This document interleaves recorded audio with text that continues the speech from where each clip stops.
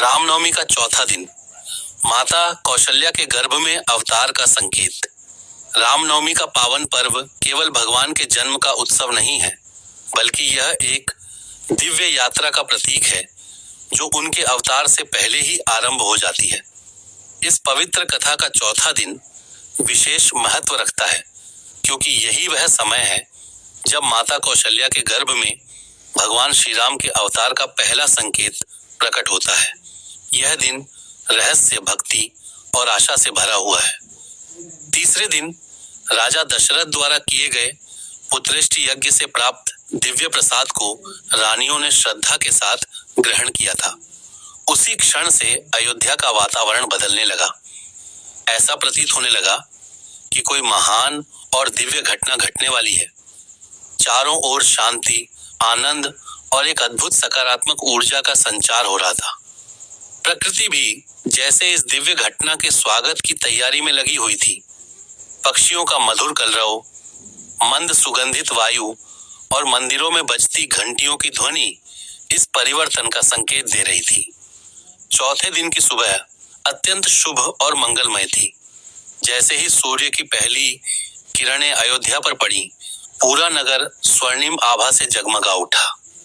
उस दिन माता कौशल्या ने एक अद्भुत और अलौकिक स्वप्न देखा। स्वप्न में उन्होंने एक दिव्य प्रकाश को अपनी ओर आते हुए देखा।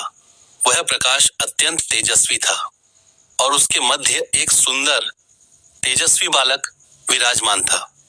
वह बालक कोई साधारण बालक नहीं था, बल्कि वह स्वयं भगवान का स्वरूप प्रतीत हो रहा था।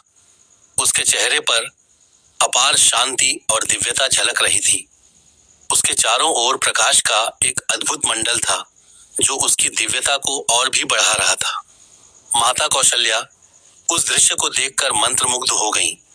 उनके हृदय में एक अनोखा आनंद और शांति का अनुभव हो रहा था। स्वप्न में उस दिव्य बालक ने मधुर स्वर में कहा, माता, मैं आपके गर्भ में अवतार लेने वाला हूँ। मैं इस धरती पर धर्म की स्थापना और अधर्म के नाश के लिए आ रहा हूँ। यह वचन सुनते ही माता कौशल्या का हृदय श्रद्धा और आनंद से भर गया। जैसे ही उनकी आंखें खुलीं, वे कुछ क्षणों तक उस दिव्य अनुभव में खोई रहीं। उन्होंने तुरंत यह स्वप्न राजा दशरथ को बताया। यह सुनकर राजा दशरथ अत्यंत प्रसन्न और भाव विभोर हो गए।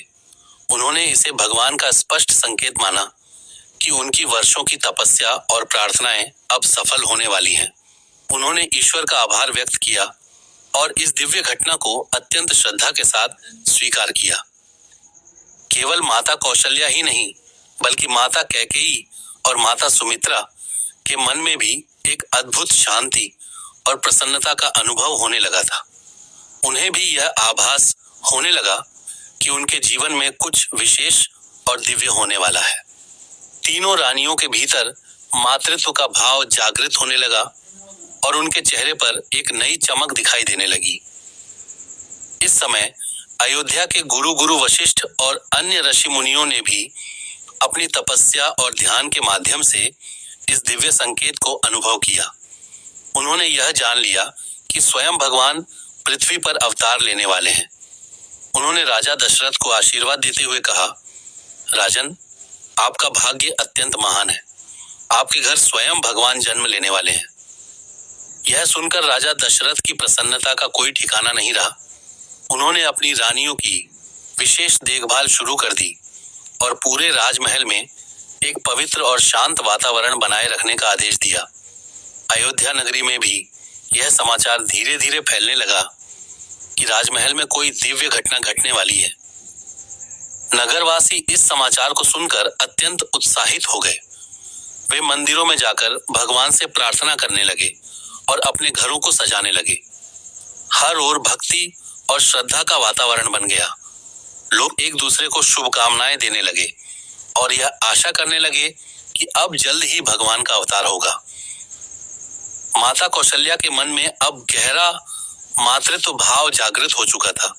वे हर समय भगवान का स्मरण करती और अपने भीतर उस दिव्य शक्ति को अनुभव करती। उनके चेहरे पर एक अद्भुत तेज दिखाई देता था, जिसे देखकर हर कोई उनके प्रति श्रद्धा से भर जाता था। रामनवमी के चौथे दिन की यह कथा हमें यह सिखाती है कि जब जीवन में कोई महान घटना घटने वाली होती है तो उसके संकेत पहले ही मिलने लगते हैं। ये संकेत केवल बाहरी नहीं होते बल्कि हमारे मन और आत्मा में भी महसूस किए जा सकते हैं। हमें इन संकेतों को समझना चाहिए और उन पर विश्वास रखना चाहिए। यह दिन हमें यह भी प्रेरणा देता है कि ईश्वर की कृपा जब होती है तो असंभव भी संभव हो जाता है। राजा दशरथ की वर्षों की तपस्या और उनकी सच्ची भक्ति ने अंततः उन्हें वह सुख प्रदान किया जिसकी उन्हें लंबे समय से प्रतीक्षा थी।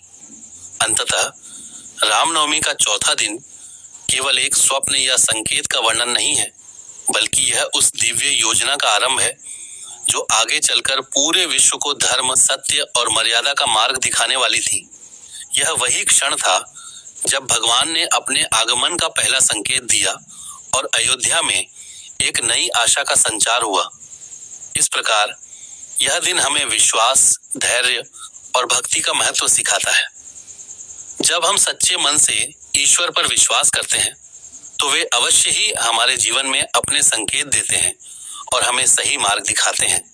ऐसे ही और कहानी और कथा सुनने के लिए हमारे चैनल को लाइक, शेयर, फॉलो और सब्सक्राइब करें। धन्यवाद।